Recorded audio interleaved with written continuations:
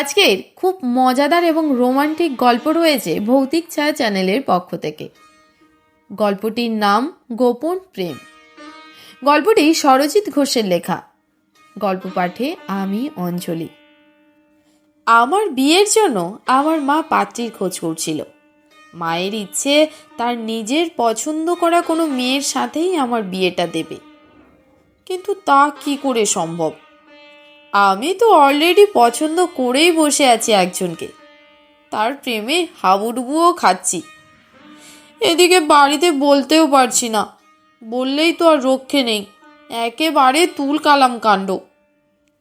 ভাবলাম থাক, না বলাই ভালো। এই মুহূর্তে তো আর বিয়ে করছি না, বিয়ে করতে মোটামুটি 1-1.5 বছর বাকি। সুযোগ বুঝে একদিন মাকে সব কথা বলা যাবে, সেটাই ভেবে রেখেছি।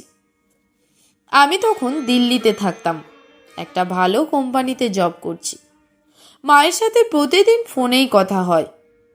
ফোন করে সব কথার শেষে মা একটা কথা বলবেই, তোর বিয়েটা তাড়াতাড়ি দিতে হবে। ভালো মেয়ে আমি খুঁজেছি, আমার পছন্দ করা মেয়ের সাথেই তোর বিয়ে দেব। আবার প্রেম টেম করে রাখিসনি তো?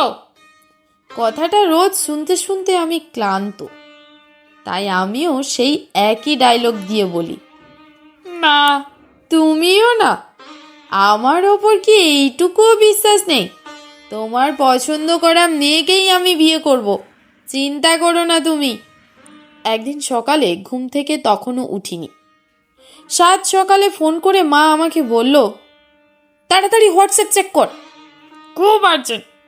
ঘুম চোখেই মাকে বললাম, সকাল সকাল কি পেয়েছো বলো তো? আবার হোয়াটসঅ্যাপ চেক করতে যাবার কি হলো?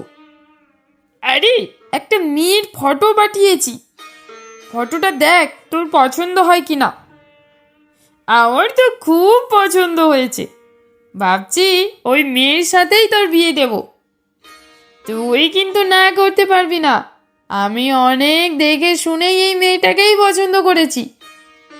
ছবিটা ভালো করে দেখে নিয়ে মাকে বললাম, তোমার যখন পছন্দ হয়েইছে, আমি না বললেই কি তুমি আমার কথা শুনবে?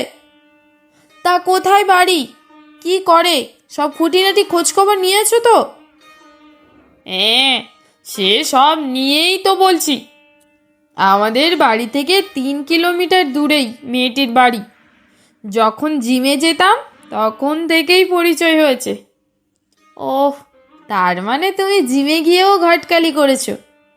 এবার বুঝতে পারছি কেন তোমাকে জিমে যেতে মানা করে দিয়েছে। এই, তুই বকবক করিস না। আমি কি করব কি না করব তোকে বলতে হবে না, তুই ফোনটা এখন রাখ। কথাগুলো বলেই মা ফোনটা কেটে দিল।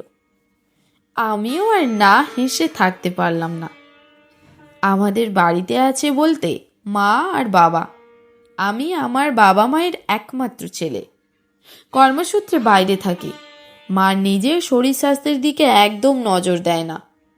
চেহারাটা বেশ ভারী হয়ে যাচ্ছিল আগের থেকে। নিজের খাওয়া দাওয়ার ব্যাপারে কোনো কন্ট্রোল নেই। বাবা বললেও বাবার কথা তো কোনো শোনেই না। মা আসলে নিজের বাড়িতে নিজেই হোম মিনিস্টার। ডাক্তার তো বলেই দিয়েছেন প্রতিদিন 1 ঘন্টা করে হাঁটতে, কিন্তু কে শোনে কার কথা? বাবা একদিন ফোন করে বলল, আরে তোর মা তো কোনো কথাই শুনছে না, খাওয়া দাওয়ার তো কোনো বিধি নিষেধ নেই, নিজের পছন্দ মতো রান্না করছে, নিজেও খাচ্ছে আর আমাকেও দিচ্ছে। বলতে গেলেই বলে। আরও এইরকম প্রেম ভালোবাসাপূর্ণ মজাদার গল্প পেতে ভৌতিক ছায়া চ্যানেলটিকে সাবস্ক্রাইব করে রাখুন। তারপর বাকি গল্পটুকু শুনুন। খাও তো, কিচ্ছু হবে না। এই বয়সে এসব করলে হবে, তাই না? বেশি ভরলেই ঝামেলা, তুই একটু বুঝিয়ে বল তো। বাবাকে বললাম, বেশ ঠিক আছে, আমি মাকে বুঝিয়ে বলছি। খাওয়া দাওয়ার ব্যাপারে কন্ট্রোল করার কথা মাকে বলতে গেলে আমাকে 2টো কথা শুনিয়ে দেবে। তো আমি প্ল্যান করে মাকে বললাম, তুমি জিমে ভর্তি হয়ে যাও, কারণ তুমি তো হাঁটাহাঁটি করবেই না, তবু জিমে ভর্তি হলে শরীর চর্চাটাও হবে আর তুমি নিজেও ভালো থাকবে। আমার কথা মতো মা জিমে ভর্তি হয়েছিল। ওখানে গিয়ে মা কাজের থেকে অকাজ শুরু করলো বেশি।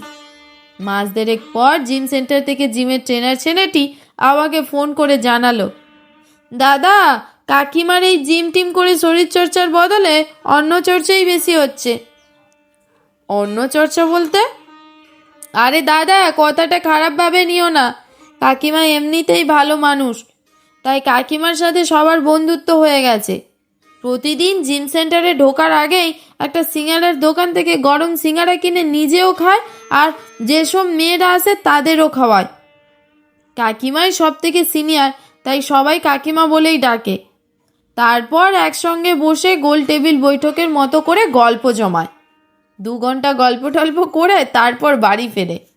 এইভাবে জিমে এসে কোনোদিন মোচার চপ, ভেজিটেবিল চপ, সিঙ্গাড়া, একদিন দেখি মুড়ি মাখা বানিয়েছে। বেশ ভালো রকম খাওয়া দাওয়া চালিয়ে যাচ্ছে। আর তুমিই বলো, কাকিমার বয়স বাড়ছে, এই বয়সে এসব করলে তো হবে না। এইসব দেখে আমি কিন্তু কাকিমাকে বলে দিয়েছি, কাকিমা, আপনার দুবেলা হাঁটাহাঁটি করাটাই ভালো। জিমে এসে আপনার লাভ কিছু হবে না। সত্যিই তো, জিমে গিয়ে শরীরচর্চা না করে ওই সব করে, তাহলে তো জিমে আসতে মানা করে দেবেই। মা জিমে যাওয়া বন্ধ করে দিল। তবে যে ভালো কাজটা করে এসেছে, ছেলের বিয়ের জন্য পাত্রী পছন্দ করে ফেলেছে। যাই হোক, মাস 6 পর বাড়ি এলাম। মা সঙ্গে করে নিয়ে গেল পাত্রীর বাড়িতে। বলল, শুভ কাজে দেরি করব না। অবশেষে মায়ের পছন্দ করা পাত্রী তমালির সাথেই আমার বিয়ে হয়ে গেল। বিয়ের কিছুদিন পর ট্রান্সফার হয়ে আমি কলকাতার অফিসে জয়েন করলাম। তবে তমালির সাথে আমার মায়ের খুব ভালো সম্পর্ক, একেবারে 2 বন্ধু যেন। বিয়ের আগে থেকেই তো পরিচয় তমালির সাথে, মানে জিমে গিয়ে। আর হবে নাই বা কেন, দুজনেই খাদ্যরসিক। তমালি যেটা সব থেকে ভালো পারে সেটা হলো সুন্দর সুন্দর রেসিপি বানানো।